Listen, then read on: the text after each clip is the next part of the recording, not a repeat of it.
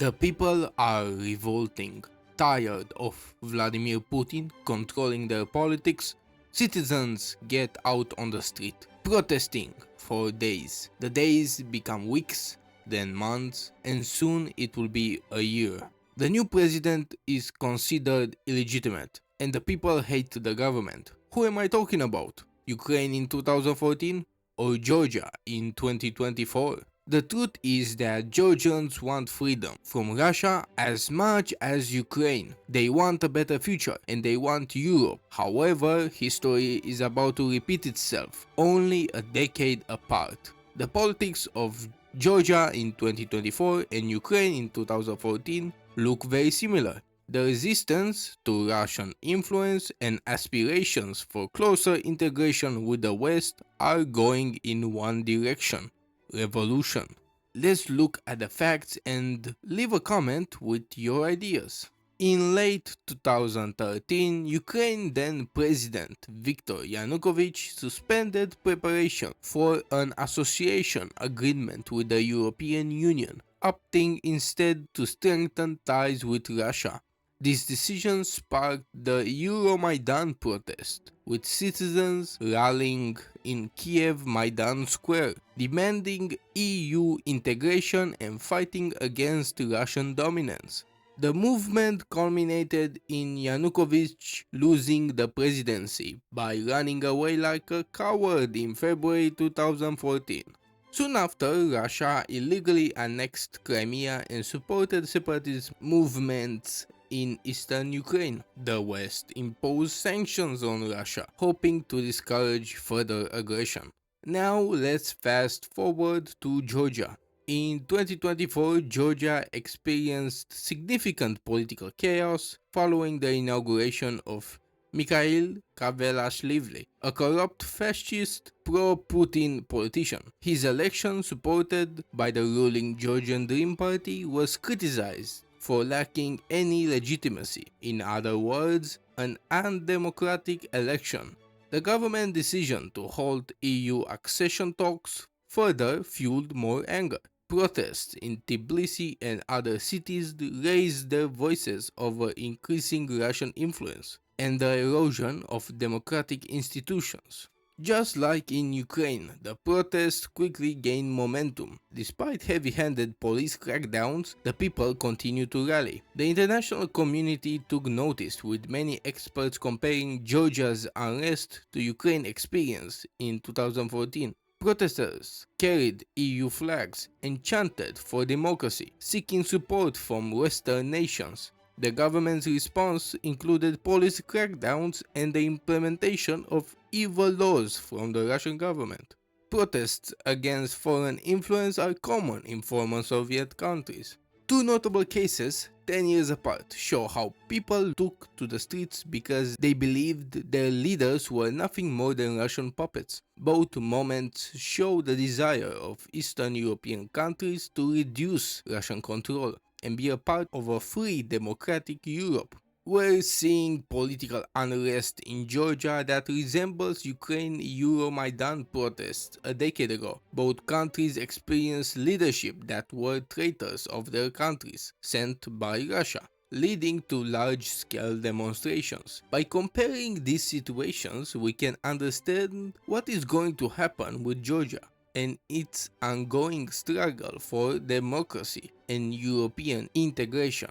Let's examine the key similarities between these two movements. In both Ukraine and Georgia, tens of thousands of people came together to oppose Russian influence and advocate for closer ties with Europe. Young people played a prominent role in these movements, driven by a desire for greater freedom and opportunity. Young protesters are not only rejecting Russian influence, but also demanding more democratic governance, transparency, and alignment with Western values.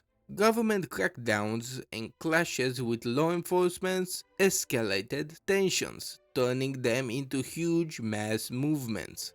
In Ukraine, Yanukovych's decision to abandon the EU agreement sparked protest. This was seen by many as a betrayal of their aspirations for a European future. In Georgia, the election of a pro-Russian president and the government's suspension of EU talks triggered unrest. These events show how political decisions in former Soviet countries against Europe can ignite widespread resistance, because ultimately their citizens feel that their future is at stake. In both instances, the political moves were viewed as undermining the democratic process, exposing their governments acting in the interest of Moscow rather than their own people.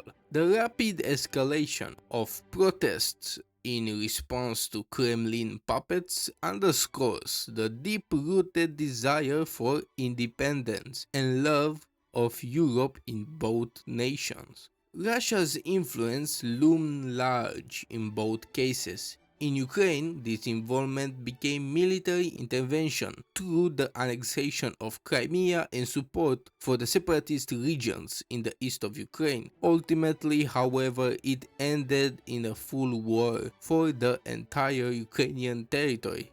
This direct interference turned what began as political protest into an international crisis and then a bloody war, drawing global isolation and condemnation.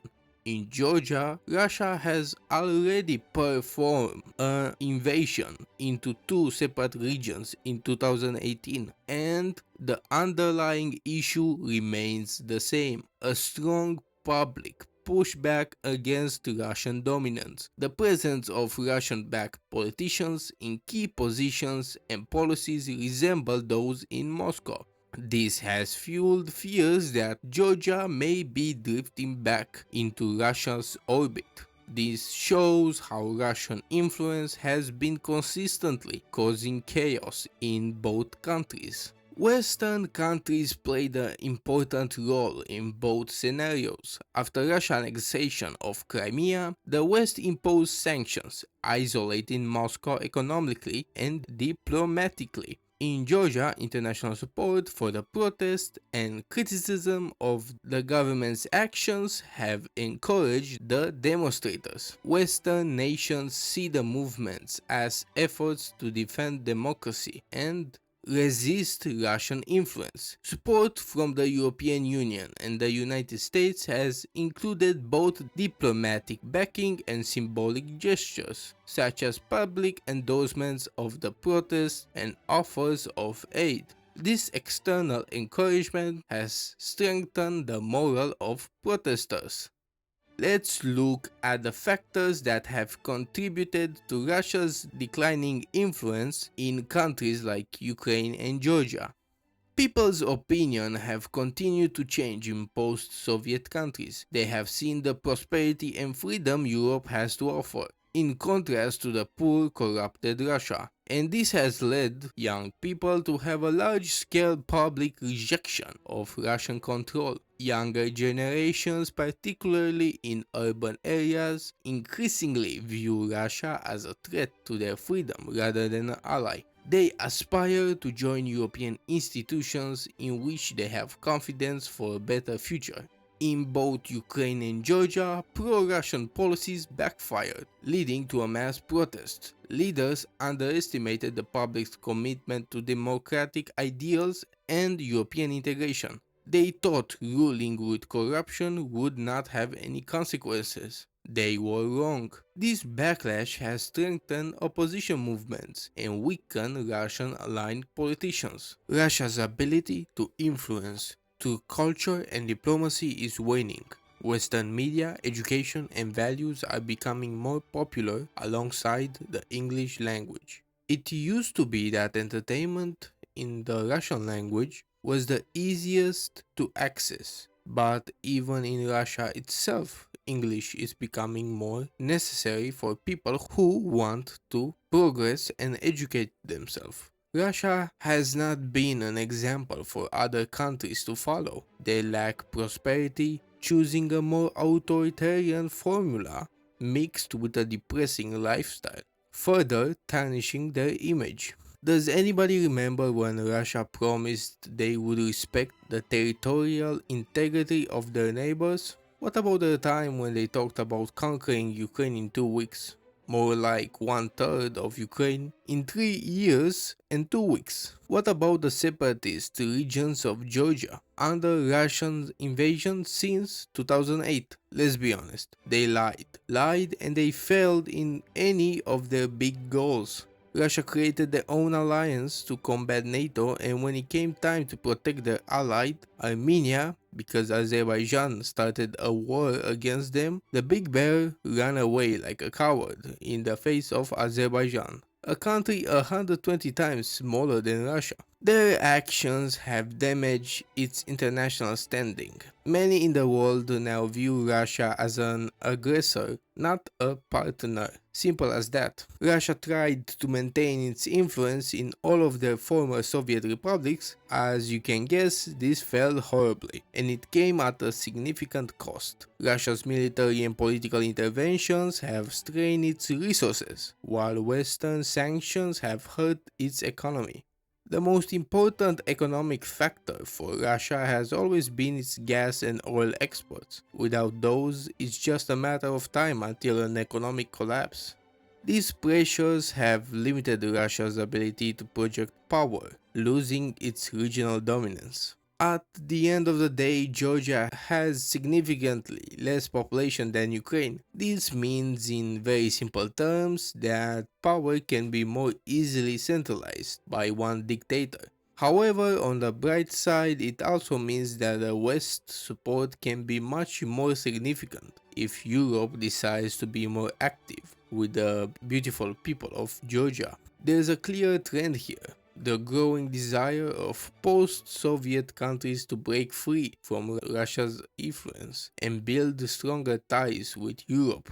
Russia's attempts to maintain control are being met with increasing resistance. The people's determination to stand up for democracy and sovereignty means a shifting balance of power for the European Union. Thanks for watching. If you enjoyed this video, please like it and leave a comment with your thoughts. Have a nice day.